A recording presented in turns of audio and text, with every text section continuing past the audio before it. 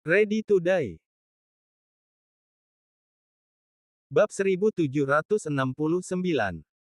Namun, tepat saat itu, sosok di langit mulai memudar perlahan, seakan waktu keberadaannya di sini telah mencapai batasnya.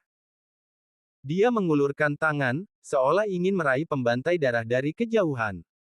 Namun, rencana meledakkan diri pembantai darah hanya membutuhkan sepersekian detik untuk dimulai, bahkan dirinya sendiri tidak lagi bisa menghentikannya.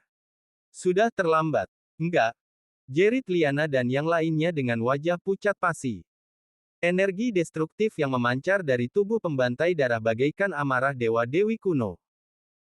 Ledakan Raja Ilahi setengah langkah ini akan menghancurkan segalanya, meluluhlantakkan medan perang, dan menyeret hampir semua orang ke kematian. Ini akhir kita. Bisik Yasmin, wajahnya memucat hingga seperti tak berdarah. Di sisi lain, Weni menjerit pilu, suaranya memecah hati. Adril. Leoni memekik dengan panik. Di dekatnya, Dahlia mencengkeram erat pedang kuno di tangannya, wajahnya pucat sepucat kertas. Bahkan pedang yang dia genggam tampak bergetar. Bersama kita mati. Tawa pembantai darah meledak di udara. Energi destruktifnya makin memuncak, mengubah tanah di sekitarnya menjadi puing-puing. Angin yang berputar mengamuk, membawa kehancuran yang tak terelakkan. Bahkan cahaya merah emas yang melindungi langit tampak mundur di hadapan kekuatan itu. Semua orang tahu mereka akan menjadi korban dari ledakan ini. Namun tiba-tiba, dunia menjadi hening. Ledakan yang seharusnya tak terhentikan itu mendadak berhenti. Beberapa jarum emas entah sejak kapan telah menancap di tubuh pembantai darah, menghentikan aliran energi destruktifnya. Wajah pembantai darah berubah drastis, diliputi keterkejutan. Dia tidak percaya. Adril, seorang pewaris tabib agung. Bagaimana mungkin dirinya, seorang raja ilahi setengah langkah, bisa dipengaruhi oleh jarum-jarum kecil itu? Di tengah keheningan itu, suara lemah terdengar. Meski lemah, suara itu bergema di seluruh medan perang, membawa kekuatan yang tak dapat dijelaskan.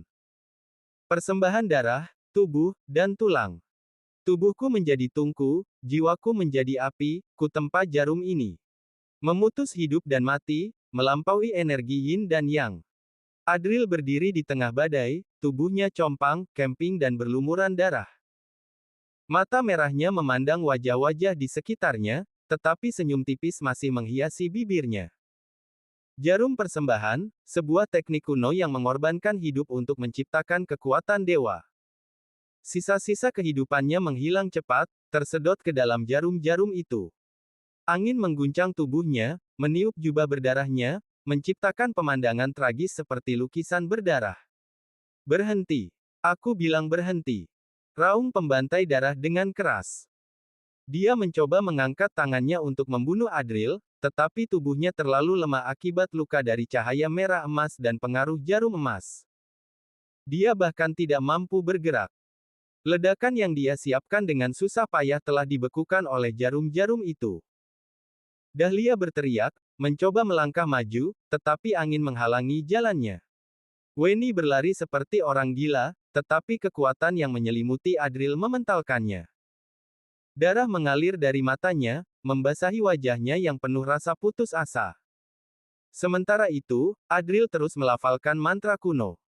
Darah dari tubuhnya mengalir tanpa henti, membentuk kabut merah yang mengelilingi jarum emas di tubuh pembantai darah. Tiba-tiba, jarum-jarum itu terbakar dengan api darah, menancap kuat di tubuh musuh. Pada saat bersamaan, telapak tangan Liana menghantam ke arah pembantai darah. Cahaya merah emas memancar begitu terang, menyelimuti seluruh langit dan bumi. Boom! Suara ledakan besar menggetarkan langit dan bumi. Cahaya memancar menyilaukan, menghempaskan batu-batu, dan menciptakan retakan besar di tanah seolah-olah kiamat telah tiba. Pembantai darah menjerit memilukan. Tubuhnya hancur berkeping-keping, tetapi tak seorang pun memedulikannya. Adril! Teriak Weni dengan histeris, berlari ke tempat Adril berada. Saat tiba di sisi Adril, dia langsung menangis seperti hujan. Meski tubuh Adril tetap utuh, tubuhnya penuh luka yang begitu parah hingga hampir tidak bisa dikenali. Seluruh tubuhnya berlumuran darah. Minggir!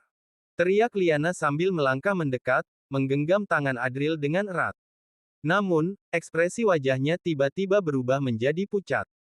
Dahlia mencoba bertanya, suaranya terdengar penuh harapan, "Kak Liana, guruku punya banyak ramuan penyembuh.